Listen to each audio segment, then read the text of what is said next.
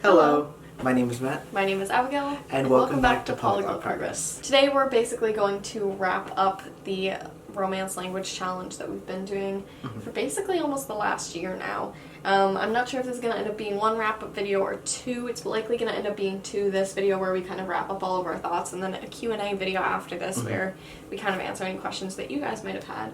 But if you haven't watched the videos from before this, you probably want to do that. I think there's 4 or 5 of them, and they're each like 30 minutes long. Yeah, so you might want to huge. sit down, spend a little while. You've got like 2+ hours of content to get through. Get a hot chocolate. Some of them are like 40 minutes even, I think, so you've got a lot of content to get through. We're basically just going to kind of like wrap up things and answer questions that you guys had and that sort of thing in this video.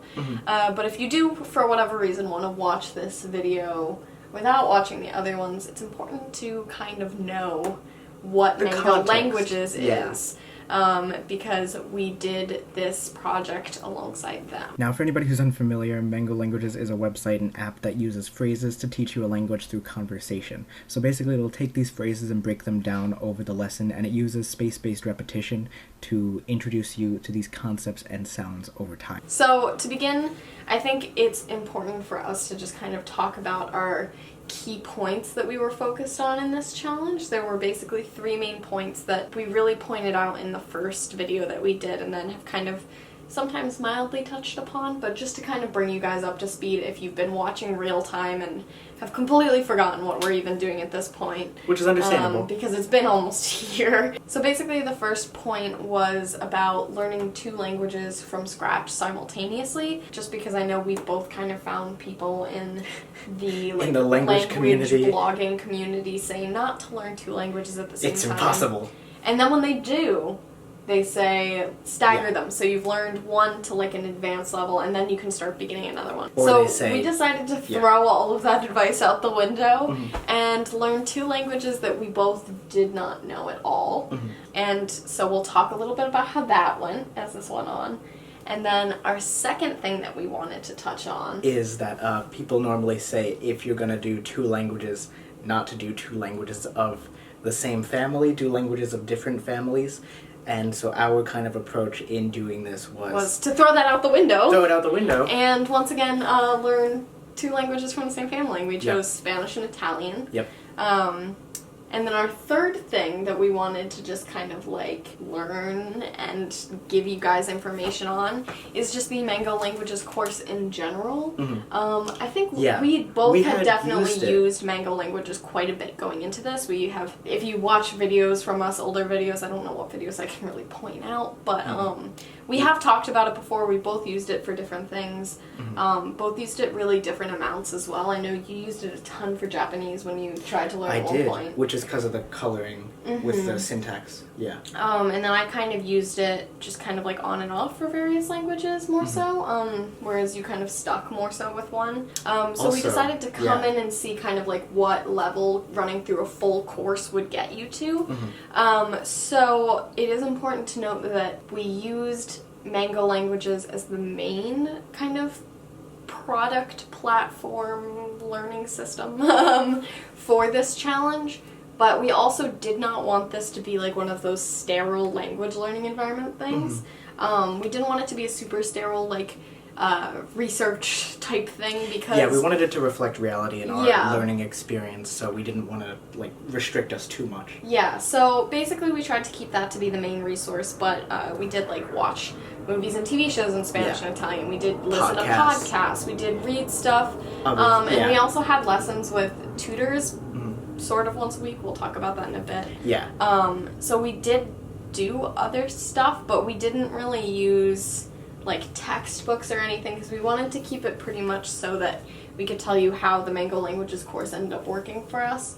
But I guess if you want to be super scientific and be like you can only have one variable, not the video for you because we did do other things because I feel like it's just learning a language. I feel like you can't just be like, I'm never going to read anything or watch anything or listen to anything. Yeah, because then you'll get out in the real world and it's like doing a course and never having spoken to a native speaker and then going to the country and being like, what? Exactly. Yeah.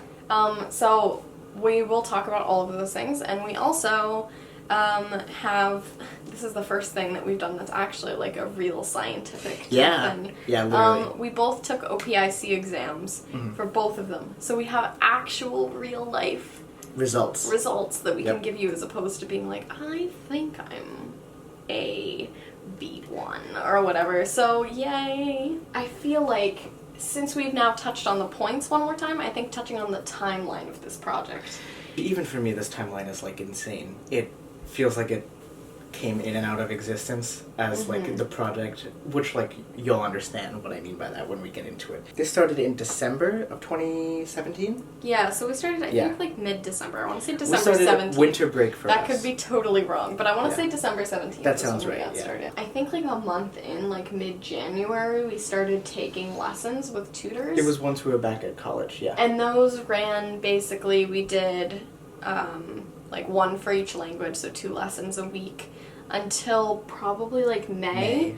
And then we took like a 2 or 3 month kind of like hiatus almost. Yeah, which if there's anything I can say right in the beginning is I wish I took my exam right after the last lesson then, when it was still fresh in my head, because instead we had a 2 to 3 month hiatus. But summer we had to take like 2 to 3 months off, Because I was working, of lessons. Abigail was on a film set, and we couldn't get lessons scheduled was the problem. We started back at school. I think we had like 1 lesson for each language, and then we once again had a little dry spell, and then we, this past month, November, took both of the language exams, right? Yeah. Or did we take any of them in October? No, we took them all in November. Okay, so that's kind of our schedule, so it's been a little bit crazy. Yeah. So I think it's also important to note when we talk about our language levels and just everything like that we did take some breaks here and there. Think of them in terms of time, and I think we've talked about how the non-linearity of language learning and how language has kind of like a...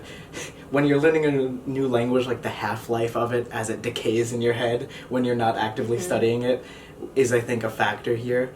But I mean, despite that, I think we still did pretty well. I just think, I wonder what our grades would have been if we took them I earlier. feel like I definitely would have gotten different results had I taken As it do I.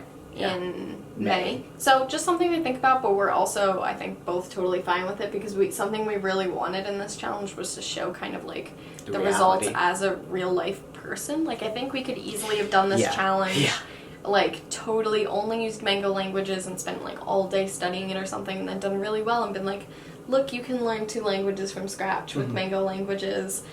But we obviously preferred to like read books as well, but also like have time off occasionally, and like also sometimes we weren't able to study as much. Like some days maybe we spent an hour on Italian, other days it was like 10 minutes, because we're real life people who also, we were expecting at first, when we first kind of designed this challenge, we were actually expecting to only do this in like this span of a month and do it just over winter break and see how much we could learn side by side in a month.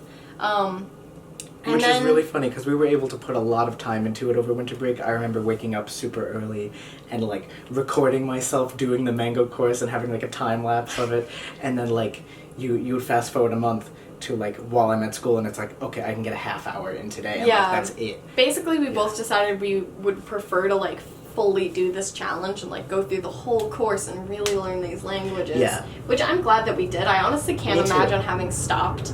It wasn't enough.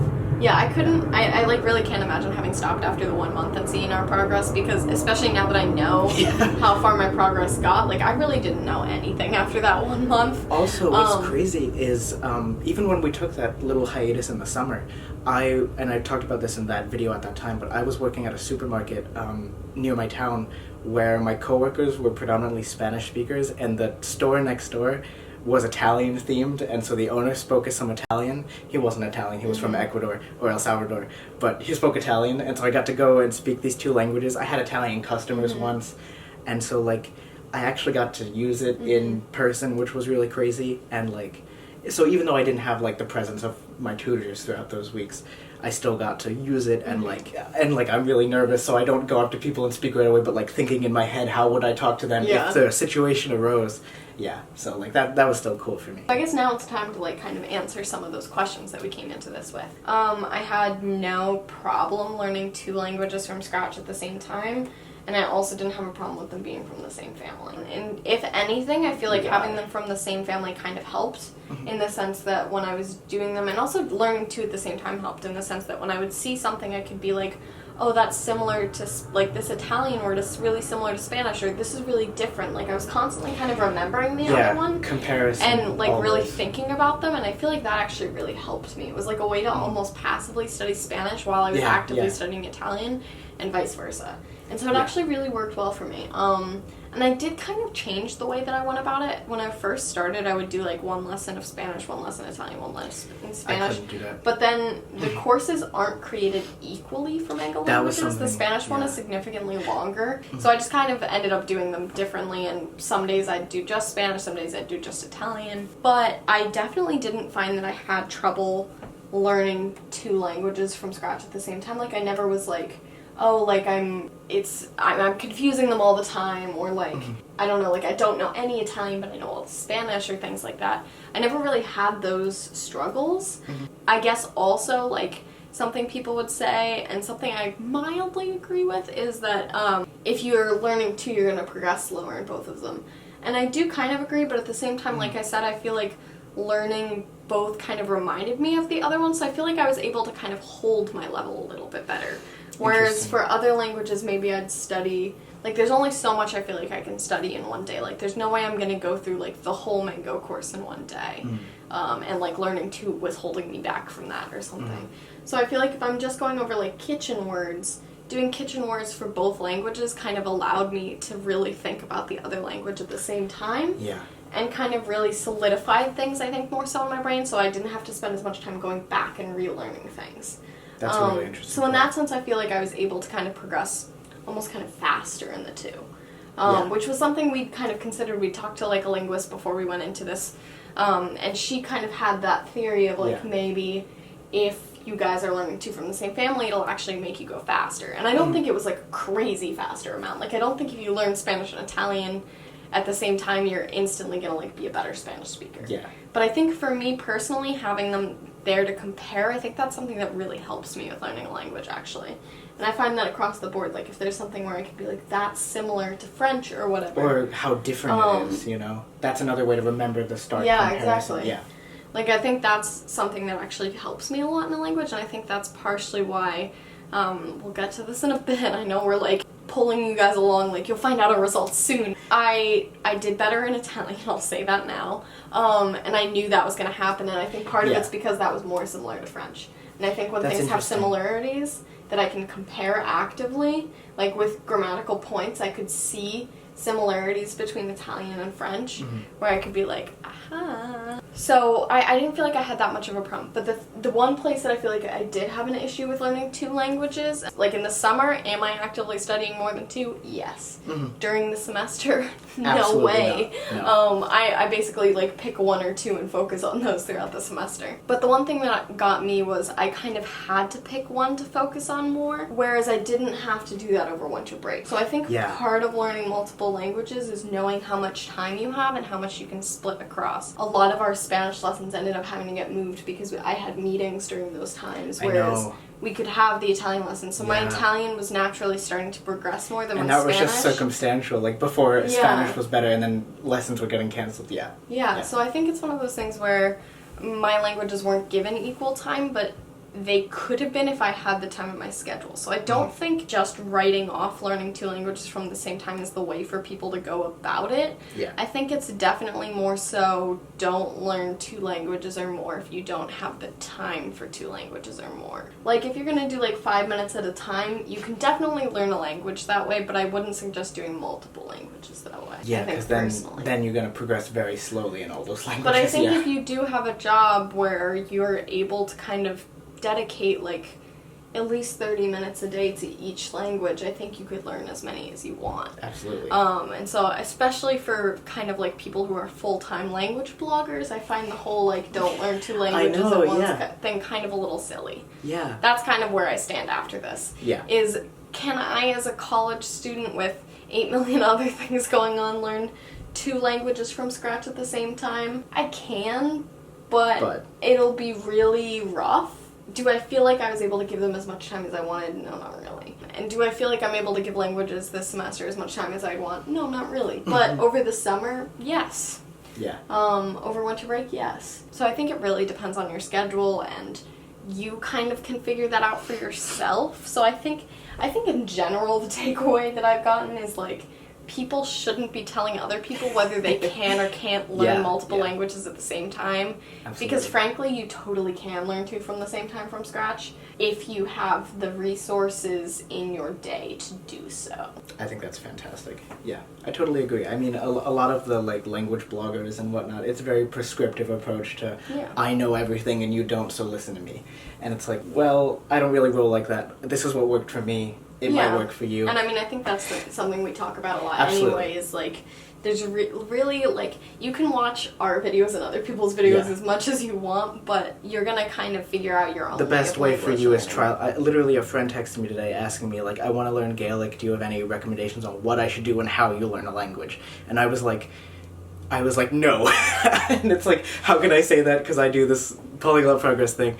I was like, you know, but I'll tell you what I do, and like, honestly, what's going to happen is you're going to do trial and error, and then you'll find out what works for you. Yeah, I think what's helpful about blogs and things, and I'd say this for options. Everything, is people might say something that you'd never think of. Absolutely. And so I have a lot of the things that I do incorporate in my language learning schedule, I've gotten from other people because I never would have thought to like do certain weird things or use certain products or like stuff like that. But I think when it all comes down to it, you can only really take that advice and try it out for yourself.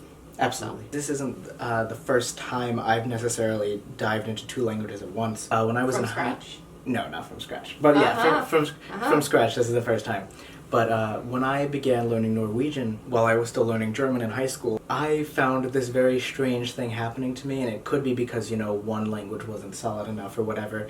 I was finding my accents kind of swishing into one another. I was finding, like, I had trouble recalling vocabulary in one because I would switch it with the other. And I noticed that this was actually a problem I had in some of the lessons where, like, a tutor of ours would say, that's the Spanish word or that's the Italian word. And, like, it's strange because on the surface level, when I think about how I'm doing, I'm like, no, I'm not confusing these two. Like, they're totally separate entities. Which is interesting because going into the lesson, I kind of, like, when I start hearing a tutor speak, I'm like, okay, Spanish time, Italian time, and it kind of sets me into that. And yet I'll still make these little kind of accidental code switches where it's like I forget the word and I use the filler, which is interesting because I've talked about that where, like, if I'm speaking German and I don't know the word, I can guess the Norwegian's close enough. And so, like, sometimes it's on purpose where I'll be, like, talking in Spanish and I'm like, oh, I forgot the word for cup, I know it in Italian, here we go, or like chair or something, and the tutor's like, no, that's not what it is, I think you meant this, but it's like close enough so it's kind of forgiven. I mean, I think that was something I found kind of common for me, and definitely, like, in my test I remember having to, like, lean onto the other language to kind of, like, get my footing when I forgot something. But I think that's fine, and also I think that's meant to be expected in terms of, like, this, when the languages are so similar. What I was doing at first when we first began was I would split a page in half and then have my Spanish notes on the left, Italian on the right, and then I eventually just started doing my left page is Spanish, Italian, Italian, right is Italian, because I was like, that's much easier. I guess if anyone cares, I did 2 separate notebooks. You did 2 separate notebooks, yeah. I thought having I don't them, think that changed our experiences at all, but I thought having them side by side would be cool, so I could visually see the differences in writing systems, in whatnot, and, like, notice things that are, like, exactly the same, like the verb conozco is, like, same for first person in both languages. I think a problem I noticed in the beginning was separating my accents for the two, but that's, like, a different problem that, like, I think I later kind of figured out. I think I had a little bit of that problem overall, but the problem for me was actually just when I switched from one to the other. I would have, like, it was only when I spoke both back to back, like, if I had an Italian lesson and a Spanish lesson on a different day, I could keep the accents Those different. Are fine, but and I never, even when switching from language to language back to back, never messed up vocab. But the accent? Vocab. Which I think was an interesting difference between the two of us. Like, I think you definitely had a lot more trouble keeping vocabulary separate, whereas I didn't. And that helped you in some situations, like, you'd kind of guess and, like, congratulations, it is the same in both languages, whereas I'd be more so like, no, I don't know it in Spanish. And I mean, maybe some of it's just that I was more so like, I would say, like, I don't know what that is in Spanish instead of just trying to fill in the Italian word. and maybe Well, you just 'cause went also- for it a few more times. Also, there's the method that we kind of use. We've talked about it before, but even our tutors encourage this. Like when you don't know the word, go around it to describe it, which I really enjoy, and that kind of I feel like pushes my language even further. And then she can supply the word, and I can go back and fill it in, which was really helpful for me, at least like in terms of getting words I don't know. But like in terms of going back to the question of like how I feel about learning two languages at once, I mean, I've always been of the opinion that it's possible. And I mean, because you can do whatever you want, really, is my main thing. And because like I would, when I was in high school and had tons of time to myself, or over the summer, it's like I would carry around multiple notebooks and just do what I wanted whenever. Because like based on my whim, I'd just be like, all right, Japanese today, Norwegian tomorrow. And it's like, you know, I kind of didn't care, but like, you know. But that's more of like a whim, I think, whereas instead of like actually intensely studying a language. I know, you're totally right. Whereas this was like trying to intensely study too. So do you feel like you'd do it again overall? Like, do you feel like it helped you, or do you feel like it kind of held you back from learning both of them or one of them? I don't think it held me back. I mean, it's kind of like how I've been dabbling in Latin and Greek recently. It's like, I know they're different, but like they also have so many of the similar structures that like doing the two kind of remind me of one another, and it's like I can compare them as I do it. So like, no, I think I would totally do it again. I mean, I'd love to embark on a totally different language family. I mean, I think the main thing here is that they're still Indo-European languages, so there's enough of like a baseline for me to like build on for both of them, and then I just have to like separate them here. Whereas like if I was in like Bantu territory and I like don't have a baseline at all besides like a page of a textbook I looked at 5 years ago, like I don't know how I do, because I mean I at least have like the syntactical baseline here. Yeah, I think actually we should probably take a little step back right now just to touch on our linguistic stuff going in. Yeah. Because I think it is important. You had a big advantage over me going in. So we've both studied Esperanto.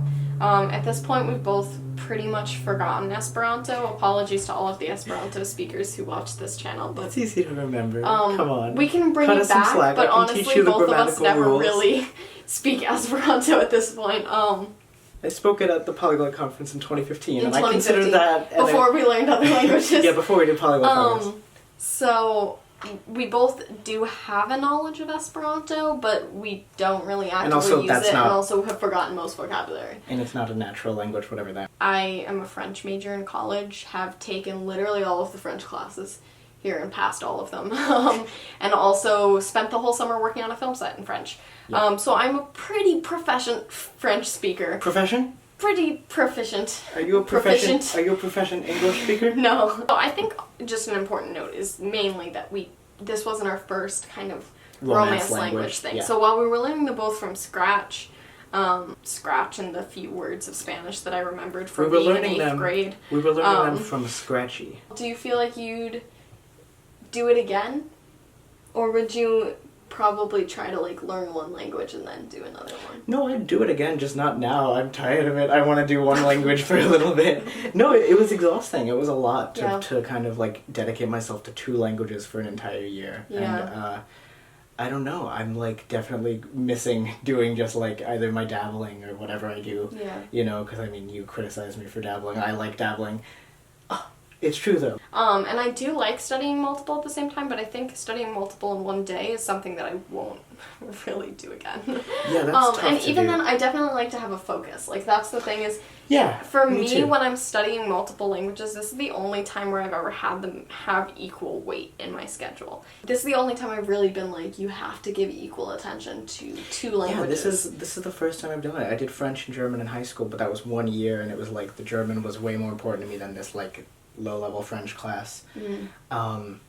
And I mean, in terms of what languages I'm doing right now, it's like German is my active language of like I'm doing this translation project. I'm trying to just read more poetry in it. But like Greek is my textbook study language, where it's like I need to sit down and like hard focus on this. And it's like German, I also need to sit down and focus, but it's more like I enjoy it in a different sense of how I enjoyed my Greek study, where like one is more rigorous than the other, if you know what I mean. Yeah. I think overall the thing is like I definitely do it again, but like you said, it's tiring. I'm exhausted from it, yeah. Like I think for me, I definitely like my hierarchical system that I've got going. It definitely feels more manageable, and I feel like I see results from it without feeling as like I put as much work into it as I did for this. Yeah. And that's not to say that I'm not glad that I put the work in I did. Like, I can speak so much Spanish and so much Italian. Yeah, it's very exciting. That I just kind of like, bam, got this year. But definitely, like, I'll answer this before the Q&A. For all of you who have been like, will you do one of these for Germanic languages in a month? I would. No, I will not. I'm not opposed to doing one for Germanic languages, but Danish. It certainly will not be before, like, I would do Danish and 6 Faroese. months from now. Danish and Faroese. Get me on that. Just find me a course that teaches Faroese and I'll do it. Definitely people have been like, will you do this, like, right after this one ends? No, give me at least a few months to, like, sleep. Give me I'll do it over the summer and then I'll be done. Yeah. I was gonna say, I think the cross-linguistic comparison is, like, one of the best best things that came out of it for me, of, like, being able to step back and look at how things are different and compare them, like you were saying. And I think that's, like, that like, metacognition of it, of, like, all right, here's what we're learning, and here's what we're learning, how we're learning, of, like, the stepping back and kind of, like, zooming out of it, and then being able to, like, compare grammars and stuff. And, like, because both of the languages are very focused in, like, the reflexive, and seeing how the two languages do it differently. Italian has those, like, suffixes that attach on the stuff, like chi and vi, and, like, that's not necessarily present in Spanish, but they manifest in different ways. And, like, it's cool to see how things are different or similar like that. I really loved that. And I mean, like, that's up my alley. Like, that was something I'd do again. Like, learning 2 dialects at the same time or something of German. Like, I'd be into that. I think course-wise also it was helpful for me in the sense that I could see, like, oh, I'm learning this phrase in Italian, but I don't see that in the Spanish course. Like, how do I say that in Spanish? And I'd look into it. I mean, I think we always talk about, like, stuff that's, the products that are designed for people who are going to the country for the weekend, and products that are designed for people who want to learn the language actually. I think Mango does a great job of, like, straddling that line and providing to both audiences, because, like, no one in those courses designed for people going for the weekend asked you, like, oh, how do I get to a hospital from here? Like, I'm not feeling well, can you help me? Like, those stuff are like, that sign says it's dangerous over there. Like, do you remember that unit in, like, Spanish where it was, like, peligroso and, like, all that stuff, and it was like, I don't know, that was crazy for me to learn, because I was like, I didn't learn this for German. Like, I didn't have a unit on, like, public health and safety and stuff like that, and I was like, this is genuinely, like, helpful stuff to know. Yeah, I'd agree. I think the touristy things that we were taught were less so, like, touristy and more so, like, if I'm going to be in the country for a weekend, and they leveled it properly, so it's like the first few lessons are like, hi, my name is, which are, like, easy intro stuff, and then it's, like, emergencies. Because it's like, if you're only going to go through 3 lessons, you should know how to say, help, I'm bleeding. They get so advanced that it almost seems irrelevant to you. Like, we got to the point in, like, Spanish, I don't know about Italian, where it was, like, telling you how to pay your rent and renting a house and, like, doing bills and stuff, and I was like, this doesn't relate to my life right now, and so that was tough for me to get past, but that's just because it's not in my context right now. Yeah, I think those also were helpful. Those are things that I think those don't see in other courses, like things like how to buy a house, how to pay rent, like things with citizenship and whatnot, and those are things that's helpful. A lot no of people courses who are teach learning the that. language are planning to move there or get a job there or etc. So that's why I think that was like, helpful. But again, that's another one where I don't think I really remember any of the vocab from that, because I was like, I don't need to know how to say mortgage. But I think that's what I mean, where, like, these courses have a real life impetus of, like, they don't treat you like you're some textbook 2-dimensional character. Like, you're an actual person who's going to go around and interact with people. Here's how you say this fancy Italian dish that you're going to see over there, and it's like, okay, cool. You know, I definitely feel like the course has got you to a solid, like, intermediate level. Solid intermediate is where I put it. I think depending on how much you put in and how much you needed from the course, it could either be a low intermediate or a high intermediate as well. Which is where I think there's the amount of content to bring you to a high intermediate, but I think very few people would actually land at a high intermediate. I feel like it would more so be like a mid-level, just because it's also what you do outside the course. Most people wouldn't need all of the things, and most people wouldn't then go and do things outside of the course.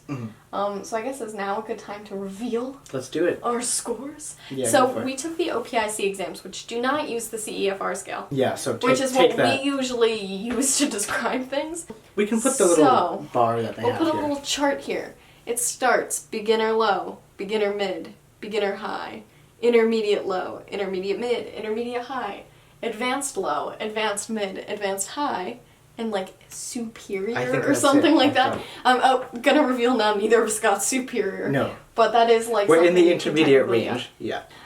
So Italian, I got intermediate mid. I got intermediate low. And then Spanish, I got intermediate low. And I got intermediate mid. What? How crazy is that? What? How surprised were you with those results? I was surprised. I thought I did better in Italian than Spanish, but we both could have a criticism of the Italian exam, which the Spanish exam did a better job at, like, seeing what your strengths were and what you wanted to talk about. I almost disagree. Wait, which really? is interesting, yeah. What? And so I wonder if we it had is this conversation. Well, I also felt like I was better in Italian than Spanish, which is why I was surprised. Mm-hmm. Which, like, I went into the Italian exam thinking I was going to do better than the Spanish and wound up the opposite, which was strange. Yeah. But, like... Do you feel like, do you feel like those... I was a mess going into these exams. I was, like, an anxious wreck. I was, like, thinking I was going to do awful. It's like how I've talked about every time I go into a, like, tutoring lesson, I, like, freak out, forget all my language, and then I go in and I'm fine. I went in, but I wasn't fine. I was still, like, freaking out. But then when I went to my Spanish, it was like, I already know what this is like, and it actually was better. Do you feel like, though, the, like, intermediate range, like, you feel like you probably earned those scores? I think it's pretty reflective. I think my Italian is a little bit higher, More but, like an intermediate mid? Yeah. I personally... I don't know, I thought that I was going to do not as great in Spanish, but then it kind of came time to the exams, and I was feeling pretty okay with my Spanish. The one thing is I really didn't get time in the week leading up to the exam. I had a lot more time to prep for the Italian exam than I did the Spanish exam. Which is reflective of how you did, I think. Which I think definitely reflected in how I did, which I'm pretty bummed about. Yeah. The thing is that weirdly enough, the week before my Spanish exam, I was expecting to have more time than I did before the Italian exam, so when I scheduled them, I thought that I was going to, like, not get time to study for Italian and then get a ton of time for Spanish. Yeah. And it just so happened that, like, all these last minute things came for that week before Spanish. So I, like, didn't really get to study at all. And definitely, like, during that exam, I, like, could feel that I just, like, forgot everything. Like, I told Matt after the exam, terrible. I forgot how to say to write. So I said to create a story.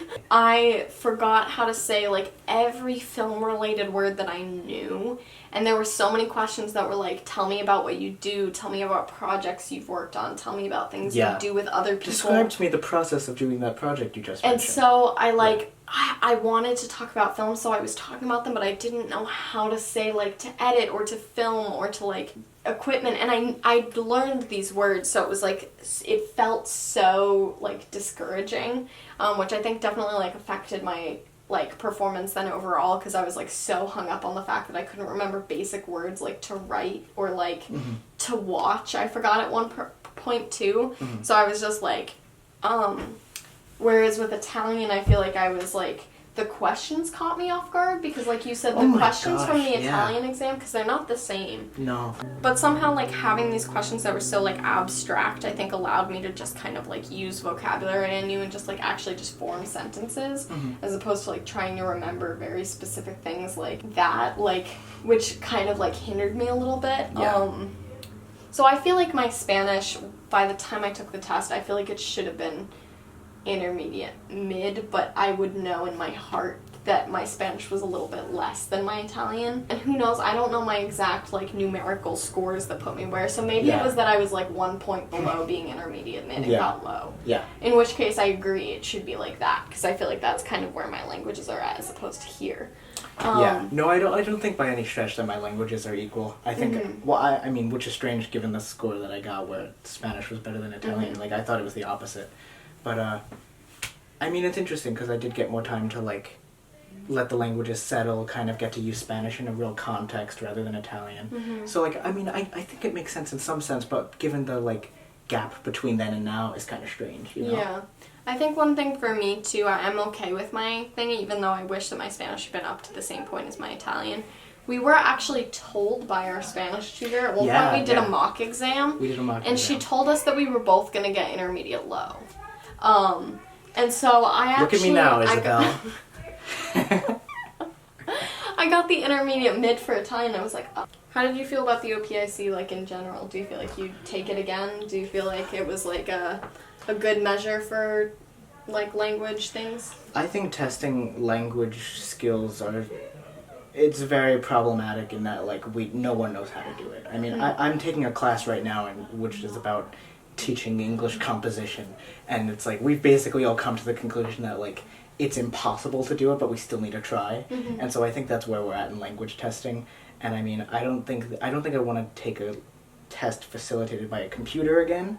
I don't think that was very helpful. We didn't really talk about how this was done, but it basically was like pre-recorded questions that they asked, and then it would record our answers, and then that was it. There wasn't like, so the conversation was done via us and a robot. But yeah, so I don't think I didn't like this exam as much as, but also I've never taken another exam, but I'd much rather have a conversation with a person, I think, is what I've discovered. I think I kind of trust written evaluation in addition to a score more than just a score and no kind of explanation, because like we got general explanations for why. Like, it didn't say anything about how my actual speech was. And so like, I don't know, I kind of prefer like when I get a grade back on an exam and then the professor's like, here's why. It's like, I kind of expect that, and so like I have no idea who the person was that graded it, no idea if it was even like a proficient speaker, but I trust that it was, you know what I mean? Yeah, that's kind of where I stand. I actually kind of liked taking the robot exam in the sense that... You're a fake person. Because I didn't have to, like, talk to someone, so I feel like my anxiety was a little bit less. Totally opposite. In the sense that also when the question was asked, there was just a little replay button instead of me having to ask, can you please repeat that, and then, like, listen in. Same thing. I feel like also because the audio was clear, but I suppose if you took a test in like a real life setting where there's no chance of like Skype cutting out or whatever, just because I think my only other thing I could compare it to is my conversation from Ad 1, where I did my Bulgarian call via Skype, and so there were times where it like cut out and I like couldn't hear what was happening and was like trying to scramble together things to say. Whereas, like, this I could just kind of replay and then record, and no one was watching me except for my proctor, who I guess was technically there, but I could ignore that fact. I mean, I don't know. I've had both of my other language exams I've taken, the Ad 1 and just, like, for IB, were in person.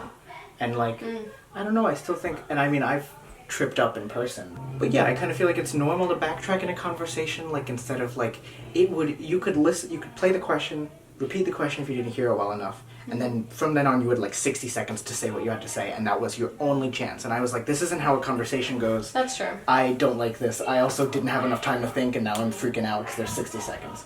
So that was where I kind of land on that. Test where you're going in and you're like, I'm trying for B2, and then they're like, no, you didn't get B2. Yeah. This one, it was like, you come in and they're like, great, you're intermediate mid. So if I took a test again, I'd want it to be more like this, in the sense that there's no way I can fail the test. It's just a way of telling me where I am, as opposed to what I am or am not. Which I think is more realistic when it comes to language learning. Overall, I give the challenge a big thumbs up and a desire to nap. Yeah, absolutely. I'm right there. I am exhausted after this, but it was a lot of fun. It was. And like we said, I'd definitely do it again at least. Just need a little time to like sit back and relax after learning two at once. And plans to continue with Spanish and Italian? Definitely. I really want to continue with Italian in terms of like Italian literature, something I'm interested in a lot. With Spanish, I am interested in Spanish poetry a ton, and so I definitely want to use that. And I mean, they're going to help me out in terms of like, it's broadened my linguistic horizons a ton, so wherever I want to go in the future, this will have helped me with like kind of springboards to go other places as well. Yeah, I want to at some point, Mango has courses that are like specialty courses. Special courses. So I definitely want to do some of those to like learn some new vocab. I've been reading Matilda with you sometimes in Italian. Because I never read that as a kid, but I loved the movie, so I'm excited to like finally read that, but also get some Italian practice in at the same time. So I'm excited to do that. I definitely want to read more in Spanish. I think I definitely favor Italian a little bit. I do too, very as a oddly. language. So I think I might end up progressing a little bit more, but I really want to keep my Spanish up because it opens so many opportunities to travel to so many places, and there's so many Spanish speakers out there. Yeah. And I know I'm not usually one to learn a language based on usefulness, but I actually really loved learning something that is useful. Like, I really love how many people there are that I can speak to now, because Spanish is such a widely spoken language. So thank you to Mango for helping us do this challenge, and we will have the link down below if you want to partake in it yourself. Alright, so that's it for this wrap-up video. Leave your comment down below, also your favorite memory. Oh my gosh, shut up. Should we at the end of this have a sad like music montage of us Oh my gosh. like learning Spanish and Italian? Thank you to Mango for helping us get this challenge into the real world and online, and like just helping us do all of this. This was absolutely insane, and like it's crazy because like it's a company we've used before, like used their product before, but then to work with them is kind of a crazy step to take, which like it also was definitely handy having people to create the challenge with. I think we were held to a much higher standard of accountability because we knew we were just making up a challenge between us. We like had other people we were working with. Yeah. And I think it also was just helpful. We definitely try to create challenges between us, but having other people to bounce ideas off of absolutely definitely makes it quite a bit easier. Yeah.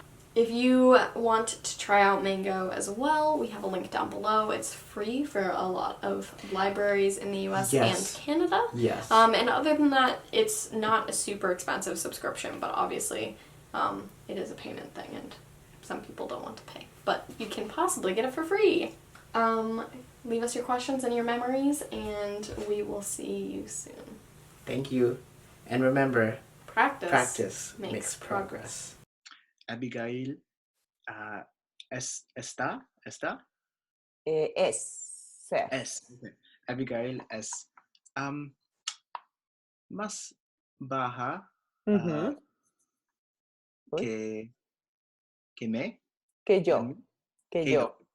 Más Que baja que yo. Muy bien. Más baja que yo. Ujú. No es calva. No es calva. Tiene mucho pelo. Felizmente. Muy bien. Su pelo es Matt Ujú. tiene el pelo castaño. Ujú. Muy bien. Tiene gafas. Sí. Tiene barba, bigote. Tiene barba. Ajá. Es alto. Ajá.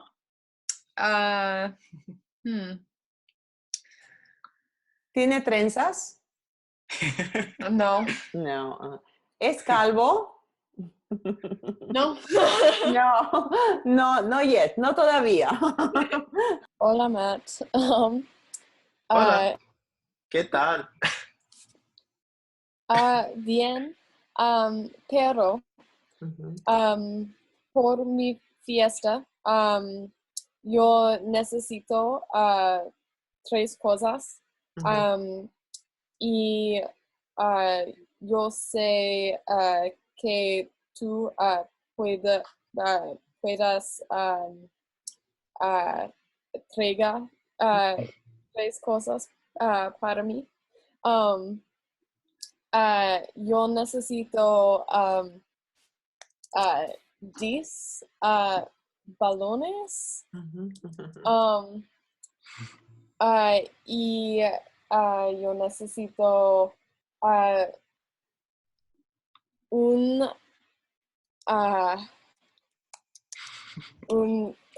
una tarta.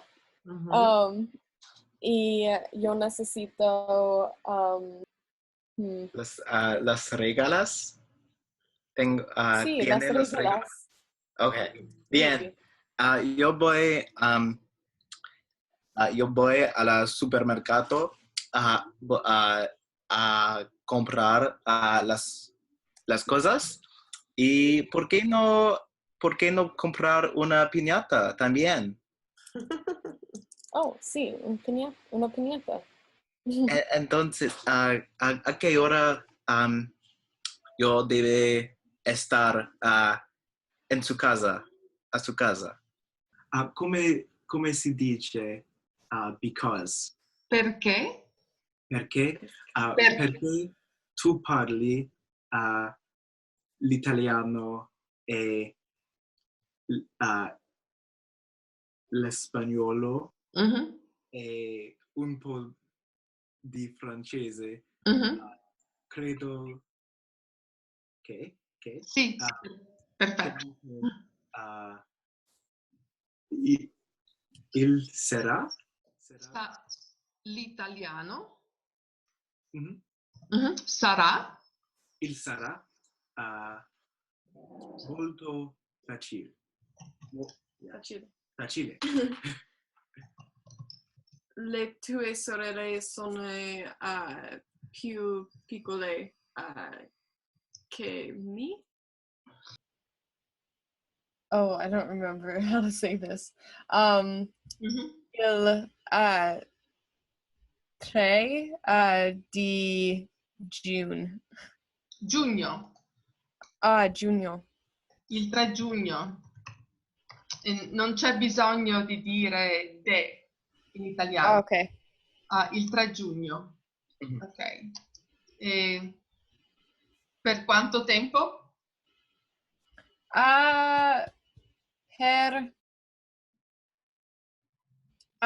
3 settimane e dopo 2 settimane nel Purchase New York. Purchase New York, ok. Quindi Sì.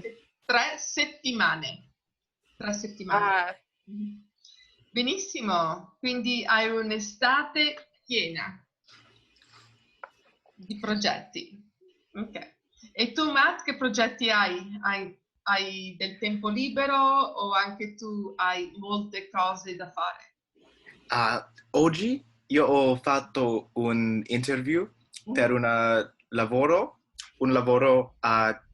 vicino della mia casa e l'interview è... Si dice colloquio, Matt. The interview si dice colloquio.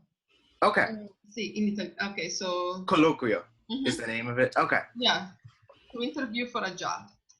Il colloquio è andato bene perché ho un lavoro adesso. Complimenti! Grazie. Benissimo! E io sono contento perché la negozio sì.